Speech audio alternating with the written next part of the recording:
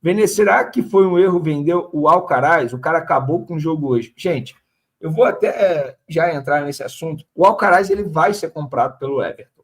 E é praticamente o mesmo valor que o Flamengo investiu para tirá-lo do Southampton na ocasião. A gente não importa se o Alcaraz... Eu vou dar a minha opinião. E assim, isso aqui é uma democracia, cada um tem a sua opinião. Você pode pensar diferente e está tudo certo, desde que mantenha o respeito, não passe dos limites, xingamento. Vamos lá, o que eu penso? O Alcaraz ficou muito claro que ele não será utilizado aqui. O cara não se encaixa no estilo de jogo do Filipe Luís. Isso foi dito para o jogador. E após essa conversa entre Filipe Luís e Alcaraz, foi o próprio Alcaraz que decidiu ir para o Everton, por essa proposta aí que você já sabe. E aí é um empréstimo com uma opção de compra ao término da temporada deles, e essa opção de compra se torna obrigação se ele disputar 6 jogos como titular. Ele tem 3 jogos já pelo Everton, apenas um como titular, que foi o jogo de hoje. Jogo, inclusive, que ele marcou o gol e deu uma assistência.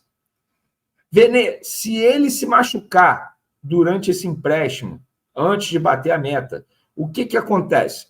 O Everton ele tem o direito, ele pode simplesmente comprar o jogador mesmo machucado, mas ele tem o direito de devolver o jogador ao Flamengo. Porém, se ele fizer essa devolução, o Everton é obrigado a pagar o salário dele de maneira integral durante o período de recuperação do jogador. Beleza? Vene, e se ele completar os 6 jogos como titular? O Everton é obrigado a comprá-lo. Vene, isso é ruim para o Flamengo? Não é ruim para o Flamengo, pelo menos na minha concepção. Sabe por que não é ruim para o Flamengo? Porque vai passar o tempo, ele vai se desvalorizar. Ele não vai jogar com o Filipe Luís. Mas beleza, o Filipe Luís tinha que utilizá-lo. Não, ninguém pode chegar para um treinador e falar assim: ô Filipe Luís, escala aí o Alcaraz que eu quero que ele jogue. Não pode fazer isso. Ele era a terceira, quarta opção do time do Flamengo. Gente, no amistoso lá nos Estados Unidos, o Alcaraz, por não ter posição em campo, jogou improvisado como atacante, como centroavante. Isso mostra que o Filipe Luís não queria mesmo utilizá-lo e não iria mesmo utilizá-lo. Porque na visão da nota, inclusive o próprio Flamengo falou isso, questão de estilo de trabalho, ele não se encaixa no estilo de trabalho do Filipe Luís. E ponto. O treinador não é obrigado a utilizá-lo. E com o passar do tempo, ele só ia se desvalorizar. E o Flamengo não ia conseguir ter um retorno financeiro com ele. Nessa proposta, empréstimo, o Everton está pagando o salário dele.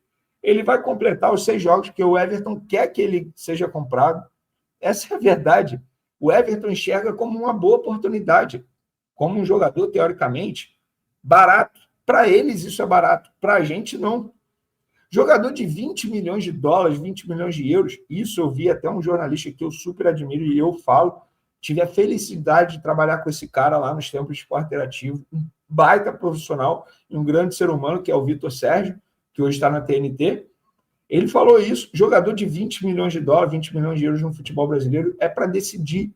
E ele deu o exemplo do Luiz Henrique, ponto. O Alcaraz não decidia jogo. Só que 20 milhões de euros para um Everton da vida não é nada. Então, para eles, é um baita investimento. Para o Flamengo não foi um grande investimento. Mas, Vene, você elogiou a contratação na ocasião. Sim, elogiei bastante. Para mim, o Flamengo foi muito bem. Só que eu também preciso mencionar que a contratação não deu certo dentro de campo. Então, é melhor o Flamengo recuperar esse dinheiro, na minha visão, a ficar com um jogador que, com o passar do tempo, só vai se desvalorizar. Vocês não concordam comigo? Vocês podem comentar à vontade aí, podem mandar pergunta de vocês. Fiquem bem à vontade para falar sobre isso, porque, pelo menos, essa é a minha opinião. O Pedro não vai jogar também. Como assim? Não, o Pedro é diferente. O Filipe Luís disse que quando o Pedro ficar à disposição, ele vai mexer, ele vai ter que achar um jeito de botar o Pedro no time. Ó, chegou um superchat aqui, ó, do Eric Machado. Salve, Vene. Alcaraz parece que agora está motivado. Claro que parece que agora ele está motivado. Ele chegou lá porque o treinador queria ele. Enxergava que ele se encaixa no perfil do atual treinador do Everton. Quando ele veio para o Flamengo, era o Tite. O Tite também enxergava. Mas o Filipe Luís não enxerga. E o treinador ele tem esse direito. Ele não é obrigado a escalar todo jogador que o Flamengo contrata ou contratou antes da chegada dele. Óbvio que a partir de agora, todas as contratações são feitas através de um aval dele, de um consenso entre José Boto e Felipe Luiz. Claro que isso é feito agora, mas o Alcaraz foi contratado quando ainda era o Tite. E o Felipe Luiz entende que o Alcaraz não está à frente dos outros. Ponto. Você está de brincadeira, não encaixa aqui, encaixa na Premier League. João, isso não sou eu, meu Deus do céu! Pô, isso não sou eu que estou dizendo, é o Felipe Luiz que está dizendo. Essa pergunta você tem que fazer ao Felipe Luiz. Ô, Felipe Luiz, você está de brincadeira? Ele encaixa na Premier League e não encaixa no Flamengo? Não sou eu que estou dizendo. Isso não é minha opinião. Isso foi o Flamengo dizendo, Felipe Luiz dizendo. Em nota oficial, você quer que eu leia a nota aqui para você? Ou é muita dificuldade de raciocínio? Ou você não tem cognitivo suficiente para entender que isso não é o Vene dizendo, é o Felipe Luiz dizendo, é o Flamengo dizendo. Pelo amor de Deus, cara, haja paciência, hein? Não faz sentido o jogador ser titular na Premier League e não se encaixar no Flamengo. Da mesma forma como não faz sentido o Andrés Pereira não ser comprado por 10 milhões de euros e pagar 9 no Alan.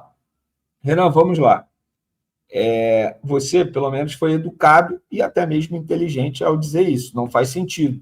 Ou seja, você está indo contra o pensamento do Felipe Luiz. Te entendo, mas o Felipe Luiz já mostrou que ele tem potencial, entendimento de jogo. E, com todo respeito ao Alcaraz, o Flamengo ele não está fazendo nenhuma falta ao Flamengo até o momento. Ou está. Alguém vira e fala assim, nossa, o Alcaraz tinha que estar nesse time. Não está, gente. Não está fazendo. E sobre o Andrés Pereira, eu vou ser bem sincero. Para mim, um baita jogador. O Flamengo ia pagar mixaria no Andrés Pereira 10 milhões de euros. Porém, cara, acho que para o bem do torcedor e até mesmo para a saúde mental do Andrés Pereira, o ideal foi ele não ter continuado no Flamengo. Sabe por quê? Ele é o protagonista da maior falha da história do Flamengo. Infelizmente, porque ele estava jogando muita bola naquela final da Libertadores. Qualquer falha que ele tivesse, isso ia ser, digamos, ser colocado na balança na hora da torcida pegar no pé dele. Gente, ele caiu na pressão num Flamengo e Madureira, lá em Conselheiro Galvão. Vocês se lembram disso? O torcedor xingando ele caiu na pressão, ficou nervoso, respondeu ao torcedor. Então, assim, acho que para o bem do Andrés e até mesmo para o Flamengo, foi o melhor não ter continuado. Mas eu considero o Andrés um baita jogador. Tanto é que o Palmeiras ofereceu recentemente aí 22 milhões de euros por ele, mas não conseguiu a contratação do Andrés Pereira junto ao Furna. Vene, Bruno Henrique é mais ídolo que Gabigol. Eu nunca vou discordar se você falar isso. Idolatria é algo pessoal, cara. Eu, por exemplo, eu considero o Souza Caveirão muito ídolo. Eu considero o Renato Abreu muito ídolo, mas muito ídolo. Eu considero o Hernando Brocador muito ídolo. Eu não considero, Vene, não tenho o Léo Moura como ídolo no Flamengo. E olha que ele fez muita coisa pelo Flamengo, teve jogo de despedida dele pelo Flamengo. Mas o pós-saída dele, eu, como torcedor, não gostei. Então, eu não considero. Então, mas isso não quer dizer que eu não gosto do Léo Moura, muito pelo contrário, um cara sensacional, inclusive atende muito bem a imprensa, hoje em dia ele é empresário. Eu considero o Juan, lateral esquerdo, ídolo. Eu tenho alguns jogadores como ídolo, e você pode não ter. Idolatria é algo pessoal, cada um pensa desse jeito. Eu considero o Bruno Henrique muito ídolo. Eu sou apaixonado pelo Bruno Henrique na história do Flamengo. Inclusive, acho que o Bruno Henrique foi mais importante que o Gabigol em 2019. Só que o Gabigol ele fez 2 gols numa final da Libertadores em 3 minutos. É óbvio que vai ficar marcado para sempre por conta disso. Ele fez muito gol em final. É um cara que foi muito decisivo. Mas, em critério de importância, eu considero o Bruno Henrique muito mais importante que o Gabigol em 2019. O Bruno Henrique foi eleito o Rei da América em 2019, ou eu estou enganado? Queria que você falasse inicialmente da sua visão do jogo, principalmente conversando com muitos torcedores agora após a partida. Foi uma ótica, pelo que deu para entender da maioria, no primeiro tempo, que o Flamengo poderia ter meio que resolvido a parada. E dentro do equilíbrio do segundo tempo, o time soube segurar também o momento de pressão do adversário. Eu queria saber se você concorda com isso e explicasse a sua visão do jogo. Mais uma vez, parabéns pela vitória. Obrigado. Foi um grande jogo. Foi um jogo com uma vitória com nota artística, como diria o treinador que eu tive. Os jogadores estão com um nível de confiança altíssimo, estão muito bem. O time está muito bem. E temos que manter nesse nível de humildade e concentração, que a temporada nem começou ainda, né? Então, fiquei feliz porque foi um grande primeiro tempo, o time dominou absolutamente em todas as fases do jogo, em todos os momentos do jogo, com e sem bola, pressão alta, quando teve que baixar o bloco, baixou, todo mundo desceu.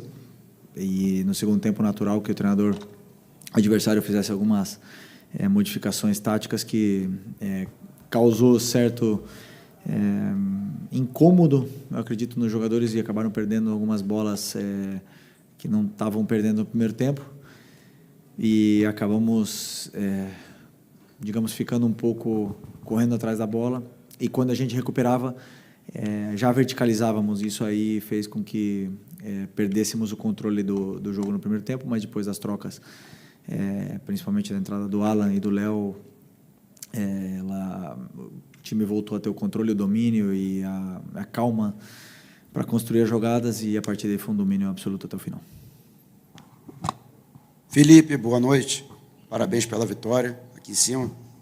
Ok, boa noite. E queria que você falasse a respeito justamente desse momento de um pouco de desequilíbrio no segundo tempo e até das ações propostas pelo técnico do outro lado, Fábio Carille, e das alternativas que você buscou para tentar mudar aquele quadro em que o Vasco chegou em determinado momento a pressionar o Flamengo, colocou uma bola no travessão, né, para manter a vantagem e até ampliá-la já nos minutos finais. Quando você vai para o intervalo, sendo que quase não tinha nada para falar para os jogadores, não tinha detalhes mínimos para corrigir, detalhes finos mesmo. Então, assim, sabendo que o treinador adversário vai mudar, que vai fazer alguma mudança, que vai, ou até mesmo ou tática ou alguma troca de algum jogador, mas eu não sei o que ele vai fazer. Então, eu não consigo avisar para os jogadores o que vai acontecer, eles têm que entrar no segundo tempo e até a gente entender o que está acontecendo, resolver. Mas a bola na trave veio de um erro nosso, de uma perca da bola. Então, são algumas coisas que podem acontecer, né? São naturais do jogo, né? Ninguém domina os 90 minutos, é impensável fazer isso. Mas, como eu falei, o time em 90 minutos dominou praticamente 70. Então, é natural que nós estamos num clássico e o adversário também joga. E tem grandes jogadores, tem um jogador... Coutinho e Vegete são jogadores de altíssimo nível, e obviamente que o Vasco ia ter o domínio e o controle em algum momento do jogo, e tiveram, mas o time conseguiu superar essas adversidades e outra vez acabar sem tomar gol, que é importante. Felipe, Raíza Simplício da Gol Brasil e da revista Placar. No final do jogo, a gente teve ali um princípio de confusão ali em cima do Wesley, né? Ele estava com a bola, foi dar um passe, virou a cara, e os jogadores do Vasco se sentiram desrespeitados. No final, ele, inclusive, deu uma entrevista e falou que todo mundo sabe dar passe virando a cara. Ele citou o Coutinho. O Coutinho tem vários passes virando a cara e ficou bravo, né? Ele destacou isso. Eu queria saber qual é a tua opinião, por que tem acontecido isso, os times estão, de repente, jogando bonito, como você falou, com nota artística, e o adversário, às vezes, se infla, se sente desrespeitado pelo fato do adversário estar jogando bonito. Não, sim, não, mas o jogo foi limpo, absolutamente limpo. No minuto 95 aconteceu essa jogada que o próprio Wesley pediu desculpa. Ele sabe que ele está errado. Eu adoro jovens, moleques que gostam que sejam abusados, que sejam ousados, que vão para cima, mas que não desrespeitem. E isso é normal, eu também fiz muito isso. Já tive na pele dele, já fiz muito isso, e depois a gente aprende. Pode ver que não é o Danilo, não é o Léo Ortiz, não são esses jogadores que vão fazer, normalmente são jovens, e eles vão passar por isso e dar confusão porque são clássicos. É basicamente isso. Hoje foi um jogo totalmente limpo, respeitoso das duas equipes. Eu, contra o Botafogo, não posso dizer a mesma coisa, mas hoje não tenho nada para falar, senão respeito máximo pelos jogadores do Vasco. Vencemos na bola e o jogo foi todo na bola. Oi, Felipe, aqui Sérgio Lobo, TV Globo Sport TV. Você tem uma série de opções de jogadores que jogam pelo lado do campo, obviamente, cada um com a sua característica, e a gente percebe que, você até citou uma vez aqui numa coletiva, o que você escolher, né, você sabe que vai cumprir bem a função. Mas em relação a Arrascaeta, quando você, por exemplo, ou ele não joga, ou retira ele, como foi hoje durante o jogo, eu estou percebendo que você está, de repente, buscando adaptar ali alguém. Parece que hoje foi o Plata que você fez ali a função, mesmo tendo entrado ali o Luiz Araújo. Você acha que a função do Arrascaeta não diria um problema, mas é uma função ali que você ainda não está bem, você não está bem guardado ali quando você tem que fazer situações e ele não está no jogo ou iniciando ou durante? Vou repetir o que eu falei na outra entrevista. O Arrascaeta, ele é único, um jogador único. Um jogador diferente, um jogador que escolheu estar aqui no seu auge. Nós vimos o melhor Arrascaeta durante muitos anos e agora acho que ele está no auge da carreira de um jogador que 29, 30 anos. Né? Que você se sente bem, você está bem fisicamente e o nível de entendimento de jogo ele é perfeito. Mas eu sempre penso e sempre monto um modelo em função do meu ataque, dos jogadores de ataque que eu tenho disponíveis. E se não tiver a Arrascaeta disponível, eu vou ter que montar uma outra estratégia, como eu venho fazendo quando o Arrascaeta não está no jogo. Então, sempre em função primeiro do atacante, do 9, e depois adaptando as peças ao redor disso. Né? Então, se o Arrascaeta não está, tem outros jogadores que podem fazer. Bom, Plata fez nos jogos mais importantes e foi muito bem. Gerson faz. Luiz Araújo faz. Matheus Gonçalves faz a 10. Estou esquecendo. Nico faz. Tem vários jogadores. O Arrascaeta é único, né? Mas eu posso adaptar vários jogadores para jogar nessa função. E até mesmo Michael já fez contra o Fortaleza e Bruno Henrique já fez. Então, eu tenho vários coringas dentro do elenco que eu posso ir mexendo e jogando com essas peças aí que nos dão muito para a equipe. Boa noite, Felipe. Bruno Castanho, Rubro News TV. Primeiro eu queria falar, né, com você sobre essa questão do elenco. Você falou de um jogo que, por um momento, ali perdeu o controle e você faz as substituições, 3 primeiras, depois ainda o Cebolinha que faz um golaço, a importância desse elenco. E uma pergunta individual sobre o Wesley. Toda a coletiva aqui é perguntada pelo Wesley, elogia, e, de fato, o Wesley hoje é o melhor lateral do Brasil e vai ser convocado para a seleção com méritos. Melhorou muito defensivamente, teve muito...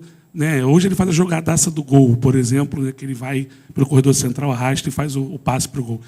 Mas nessa última, sempre aquele último passe, aquela tomada de decisão, né, do Wesley, que é muito importante para o teu sistema, cria bastante. O que falta para ele ainda mais evoluir e começar a dar mais assistências como a de hoje, por exemplo? Obrigado.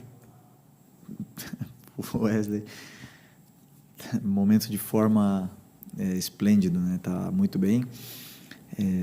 E assim, fase defensiva muito boa, tem ajustes que fazer, tem ajustes que melhorar. Ele mesmo pede para treinar esses ajustes que ele precisa fazer. Ele evoluiu muito em alguns aspectos defensivos de defesa da área. Desculpa. E o terço final, todas as ações que ele fez bem. Muitas das vezes não acaba em gol, mas ele fez o cruzamento que eu peço para ele fazer. Na parte do campo que ele está, ele tem que cruzar a bola de uma forma, ele está fazendo. E muitas das vezes os jogadores de área não estão aproveitando, né? E essa frieza na área é uma coisa que eu nunca tive em 38 anos de carreira. 30 anos, quando eu tinha 38 anos eu ainda não tive. Eu tive 20 anos de carreira e nunca tive essa frieza na área. Era um jogador que perdia muitos gols e errava muito o último passe. Mas sempre acreditei porque nunca me falaram que tipo de passe, ou como dar o passe, ou onde os atacantes iam estar em cada momento. E estamos falando isso para o Wesley e ele tem feito tudo.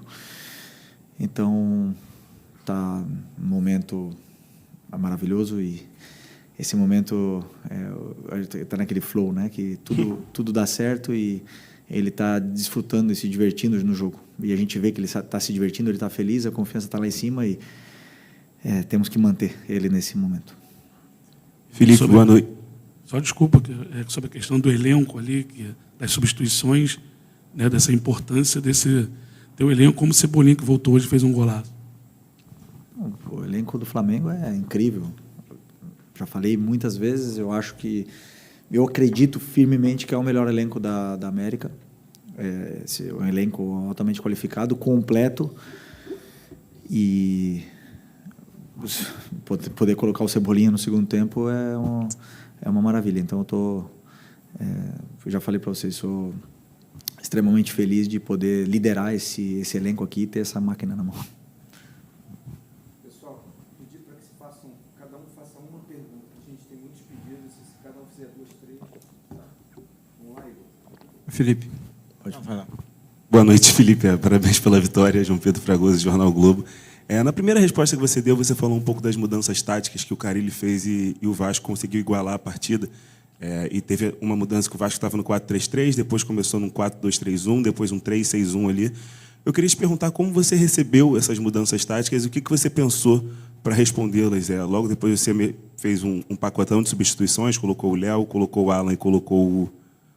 Não lembro quem foi o terceiro jogador. Mas, enfim, acho que foi o Luiz Araújo. Mas, enfim, como você recebeu essas mudanças táticas do Carille e como você pensou em respondê-las para o Flamengo conseguir depois ficar superior de novo na partida e chegar ao segundo gol? Obrigado. Bom, quando começa o segundo tempo, eu vejo como eles estão saindo da pressão e vejo o porquê que eles estão saindo da pressão. E, claro, tem jogadores que... o exemplo do Varela, que já tinha falado para mim que a gente já tinha combinado de não jogar mais de 60 minutos, o Arrascaeta já tinha combinado, e esses jogadores eu estou querendo dar, principalmente para o Arrascaeta, essa sequência de jogos para ele poder, porque o Arrasca é um tipo de jogador que ele ganha forma tendo mais minutos, e agora ele já está mais preparado para poder ter essa sequência, então a gente combinou para tirar, né? Mas esses jogadores não estavam chegando no momento certo, na minha visão ali do banco, para pressionar junto com os outros companheiros que estavam indo. Então, estavam acabando saindo da pressão algumas vezes, nos empurraram para trás, e quando a gente recuperava a bola, a gente não estava conseguindo mantê-la, porque estava tentando acelerar o jogo muito rápido, né? Então, começou a virar um pouco o jogo de ida e volta, isso cansou os jogadores que estavam mais cansados e assim, foi rápido a leitura, mas obviamente que já estava tudo pensado, porque esses jogadores que iam entrar nos dão muito controle, muito volume de jogo, e já com isso já controlamos de novo e já começamos a ter a bola, as chances de gol e o domínio do jogo, né, novamente. Então foi natural. Felipe, boa noite. Igor Siqueira do UOL. Você termina essa Taça Guanabara e também a Supercopa sem perder clássicos, mas ao mesmo tempo você diz que a temporada não começou ainda.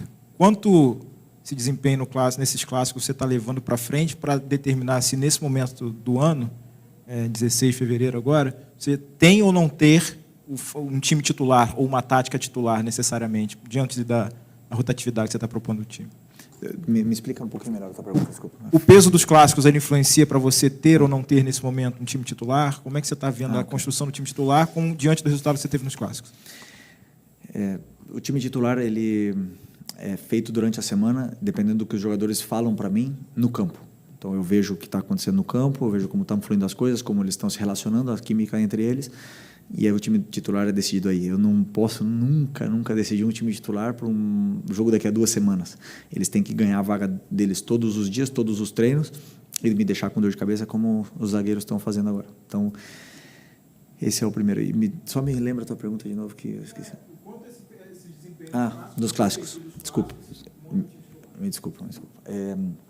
Os clássicos, eles têm, além de ser uma forma de preparar fisicamente os jogadores que estão agora começando, ele tem um peso emocional muito grande, né? Então, os jogadores eles estão indo ao seu limite, mas não só o nosso, do Vasco foram ao limite, dos do Botafogo foram ao seu limite, os do Fluminense foram ao seu limite, porque tem esse componente emocional, né, que faz o jogador ir além do que pode. 3 clássicos seguidos é muito, né, mas é importante para que eles possam ter essa vivência com o jogo, possam, como eu falo, chegar no Brasileiro da melhor forma. Eles já estão, para mim, na melhor forma. Esses jogadores já estão aptos para disputar, né? E para mim o principal é conseguir dosar e dar as gotas para cada um aí, para que eles possam chegar no começo do Brasileiro da melhor forma física possível, para poder conseguir desempenhar toda a temporada. Okay. Boa noite, Felipe, aqui Gilmar Machado, Rádio Opinião Play. Essa é a sua primeira temporada que você programa, né, a pré-temporada do Flamengo. Muito se reclama sobre calendário e, de alguma maneira, o início de temporada de uma equipe é o campeonato estadual. Queria saber como é que você está programando, porque, até onde eu entendo, ano passado, o Flamengo também iniciou com uma intensidade muito grande no Carioca e depois, no momento crucial, perdeu muitos jogadores. Como é que você está pensando, como é que você programou essa pré-temporada para equilibrar o calendário do Flamengo? Como planejamos a pré-temporada com 2 semanas de adaptação, com a 3ª semana preparando uma final, ou seja, tivemos que interromper um pouco a pré-temporada, entre aspas, para jogar um jogo decisivo. E depois, conforme eu falei para vocês, estou dando minutos para todos os jogadores, tentando dar minutos para todos os jogadores e não sobrecarregando ninguém, né? Alguns jogadores repetiram, mas são jogadores que segundo o nosso entendimento, no entendimento do departamento médico e do preparador físico, são jogadores que podem e conseguem e precisam de uma sequência, como é o caso do Arrascaeta, que agora vai começar, é o caso do Gerson, que também condiciona muito jogando, e alguns outros jogadores. Acredito que conseguir, por exemplo, não dar sequência para o Cebolinha, para o Luiz, nesses jogos agora, que são jogadores que vinham de lesões importantes, e estou esquecendo de alguém aqui. Bom, não sei, agora não lembro quem mais, mas como eu falei, para que agora vamos chegar, vai chegar o jogo do Maricá, depois temos a semifinal, né, se não me engano, é isso, semifinal e a final, e continuar usando todos esses jogadores para poder chegar bem no começo do Brasileiro, e sem ter um time titular, como teu companheiro me perguntou, porque não é que eu tenho um time titular, eu penso sempre em função também do adversário e nas peças que eu vou escolher, e a pré-temporada é isso. Agora, é uma temporada muito longa, com muitos jogos, e obviamente que vão acontecer lesões, como aconteceu o caso do Ayrton Lucas, um trauma, o Juninho, um trauma, o Alexandre, um trauma, uma lesão muscular como a do Michael. É natural que aconteça no futebol. O importante é sempre saber respeitar os processos e saber que nós estamos sujeitos a isso, mas com o elenco que eu tenho, estou bem servido para suprir qualquer baixa e poder chegar, manter esse nível na temporada. O que vai dar, por exemplo, para os jogadores ter essa forma, na minha opinião, também depende muito do plano de jogo, do modelo de jogo, porque se os jogadores sofrem e correm errado, claro que eles vão correr mais do que precisam. Okay. Boa noite, Felipe. Fábio Barcelos, Família da Nação. A pergunta é a seguinte: você tem optado por 2 volantes de contenção, que são mais de contenção nesse início de ano, né, que às vezes o Pulgar junto com o Alan, às vezes o Pulgar junto com o Everton Araújo. Isso é definitivo ou é algo que você encontrou o time dessa maneira ou é algo que você ainda pretende mexer? Por exemplo, você tem o Gerson, que pode jogar nessa função, você colocando o Luiz Araújo na função do Gerson. E também o Nico, né? O Nico de la Cruz. Como é que você enxerga o Nico nesse processo todo? Ele hoje é um segundo volante para você ou um meio armador? Começa de novo. Eu tô um pouco. Começa de novo a tua pergunta, por favor. Estou com a cabeça um pouco. Desculpa. O que eu quis dizer é que você, nesse início de temporada, você jogou com 2... Lembrei. Desculpa. Obrigado. Eu acredito que um time, para brigar por títulos, ele tem que saber dominar 2 sistemas, né? E o meu time jogou com um sistema no passado, o 4-2-3-1, que se converte em 4-4-2, e também jogou no 3-4-3, que também, por momentos, vira 3-5-2. Para jogar com um volante, com 4-3-3, o que eu pensei quando eu cheguei no Flamengo? Vejo o elenco como está montado. Temos 4 volantes, né? E temos o Everton Araújo, temos o Eric Pulgar, temos o Nico, temos o Alan, o Alcaraz, que estava aqui, e o Gerson que pode jogar de volante, 6 volantes. Né? Então, por uma questão natural das coisas, jogar com 2 volantes pelo elenco que está montado, na minha visão, era fundamental, até mesmo pelo equilíbrio que dá com os jogadores que têm, com os laterais que nós temos. Então, essa foi a minha primeira reunião para montar o time, ou a estrutura do time foi essa, mas posso mudar, claro que sim. Em algum determinado momento posso usar 4-3-3, posso usar 3-4-3 também, então, pela versatilidade desses jogadores, né? Se, por exemplo, para jogar 4-3-3, teria que simplesmente tirar um volante e colocar mais um na frente, ou mais um ponta, né, no caso. É uma adaptação, a gente pode fazer perfeitamente, dependendo, como eu te falei, do plano de jogo do adversário. Então, em função do adversário. Então, isso a gente estuda, analisa, mas eu acredito que o time está bem encaixado dessa forma, eles estão se sentindo bem, eles se entendem, eles têm relações, e esses 4 volantes treinam junto todas as semanas, inclusive o Gerson treina também às vezes de volante, para criar essas relações e se complementar dentro do campo da forma que eu quero. Respondi? Ou não? Só o Nico. Como é que você vê o Nico? O Nico, eu vejo ele como volante, do lado tanto do Eric, do Alan ou do Everton, e com características diferentes.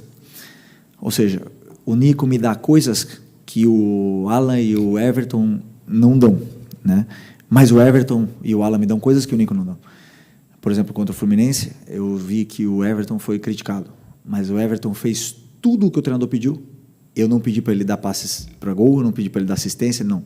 Ele fez tudo o que eu pedi. Então, se o torcedor não entende, mas eu falei para ele, né? Então ele pode ficar absolutamente tranquilo que a característica do jogo que ele tem me dão coisas que eu acho importantes para algum jogo. Então, a do Nico tem características, ele é super vertical, olha muito para os jogadores determinantes do time, eles se relacionam bem e sabe sair da pressão com condução. Então, ele me dá essas possibilidades para poder adaptar dentro desse modelo.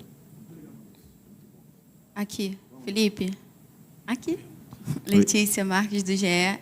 Pegando um gancho também de uma resposta que você falou sobre a zaga já estar te dando dor de cabeça, queria falar um pouquinho do Danilo.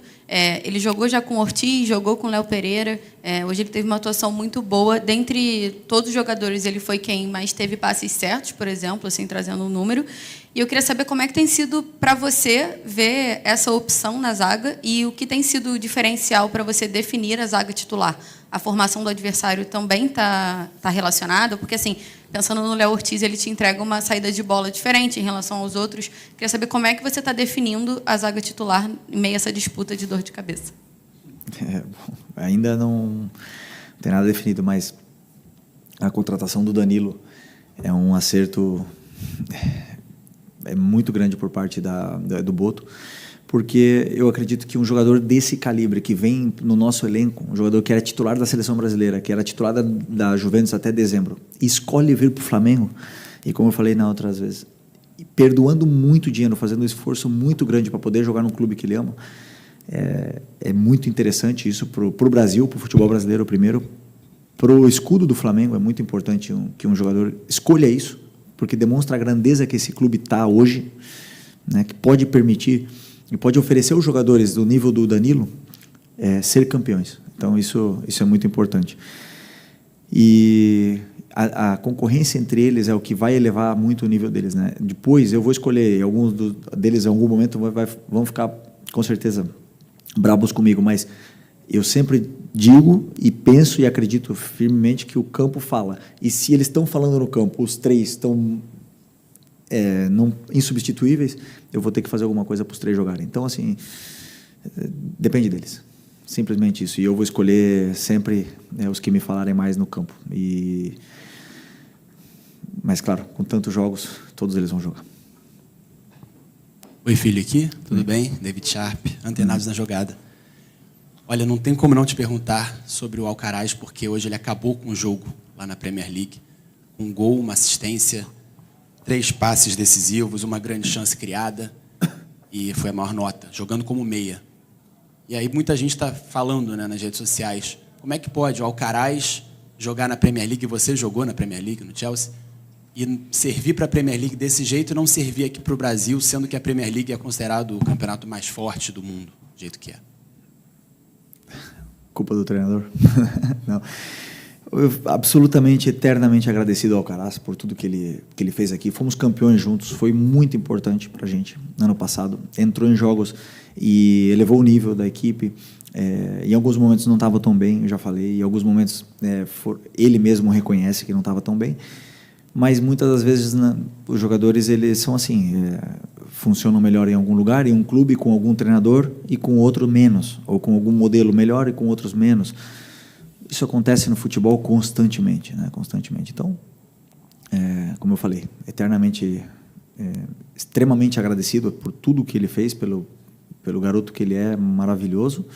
E só posso desejar que ele faça mais gols e mais assistências e que ele vá para a seleção argentina e que seja feliz e que triunfe porque ele merece, porque ele trabalha muito para isso. Então, um cara com ambição e que bom que ele está bem e está feliz. Felipe, tudo bem? Boa noite. Rafael do BarbaCast. A gente está tendo um campeonato carioca, tudo bem que você está, né, respeitando, mas também usando como pré-temporada, mas existe a possibilidade de não ter nenhum dos três grandes nas próximas fases e disputando o campeonato. Você acha que isso, de alguma forma, desvaloriza o campeonato carioca? Enfim, você já parou para pensar sobre isso? Não parei para pensar, mas o campeonato estadual ele tem um charme, né? Ele é charmoso, ele tem coisas que acontecem nos estaduais que não acontecem em nenhuma outra competição do mundo. E é um campeonato charmoso, assim. E como eu falei outras vezes para vocês, o campeonato estadual nos times grandes ele serve para derrubar o treinador. Se o treinador não ganha, se ganha, não acontece absolutamente nada. Por sorte ou por a diretoria entende que o Campeonato Carioca também serve como uma preparação. Queremos ganhar, mas como a gente falou, vamos tentar não hipotecar a temporada toda em função do Campeonato Carioca, né? Porque ele tem, como eu falei, a torcida gosta de ganhar o Campeonato Carioca, gosta de disputar. Mas vamos tentar ganhar sem fazer nenhuma loucura, sabendo que o principal objetivo é o Campeonato Brasileiro, a Libertadores, né? Depois a Copa do Brasil, então, e o Mundial que está no meio do ano. Então, assim, que não estejam os times grandes dá mais mérito ainda pro Flamengo, que está jogando com times alternativos, que está revezando todo mundo e estamos classificados ou não? Praticamente, né? Estamos classificados. Isso isso dá muito mérito pro Flamengo. Não é fácil ganhar.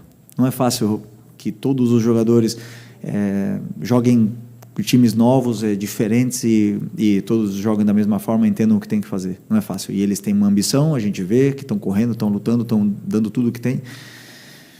E no Campeonato Carioca.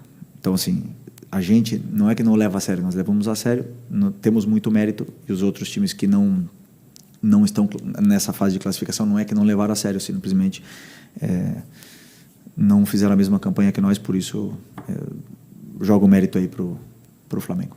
O Flamengo venceu mais um clássico, garantiu a liderança do Campeonato Carioca, mas o jogo contra o Vasco não terminou apenas dentro de campo. O lateral direito Wesley protagonizou um lance polêmico no final da partida, irritou os jogadores do Vasco e ainda ironizou Felipe Coutinho na saída do gramado. O que aconteceu? O que Wesley disse? E por que os vascaínos ficaram tão irritados? Se liga, porque vamos te contar tudo sobre essa treta. Mas antes, já solta o like, se inscreve no canal e ativa o sininho para ficar por dentro de tudo do Mengão. Agora, bora pro vídeo. Já era reta final de jogo, o Flamengo vencia com autoridade, e a torcida já embalava um sonoro olé nas arquibancadas do Maracanã. Foi nesse clima que Wesley decidiu dar um toque de classe no jogo, trocando passes com Matheus Gonçalves, e em determinado momento, deu um toque de letra virando o rosto. Felipe Coutinho foi um dos primeiros a reclamar, e a confusão logo começou. Houve troca de empurrões, os ânimos ficaram exaltados, mas a arbitragem controlou a situação rapidamente. Mas a polêmica não parou por aí. Na saída do gramado, Wesley ironizou a revolta de Coutinho e mandou um recado direto para o meia vascaíno. Na entrevista pós-jogo, Wesley explicou o lance, pediu desculpas se alguém se sentiu desrespeitado, mas não deixou de alfinetar Coutinho ao justificar sua atitude. Sobre a confusão, eu não sou de desrespeitar ninguém. Todo mundo faz uma graça, sabe dar um passe de letra, e isso não é falta de respeito. Eu achei que era o momento certo para fazer e fiz. Mas aí veio o veneno.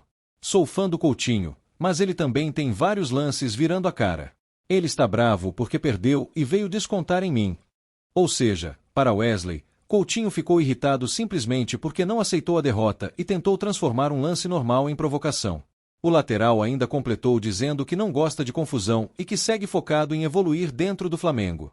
Com a vitória sobre o Vasco, o Flamengo garantiu a liderança do Campeonato Carioca e já está na semifinal. Na última rodada da Taça Guanabara, o time enfrenta o Maricá para fechar a fase de grupos com chave de ouro. Agora, a pergunta que fica é: o Wesley exagerou ou os vascaínos estão de mimimi?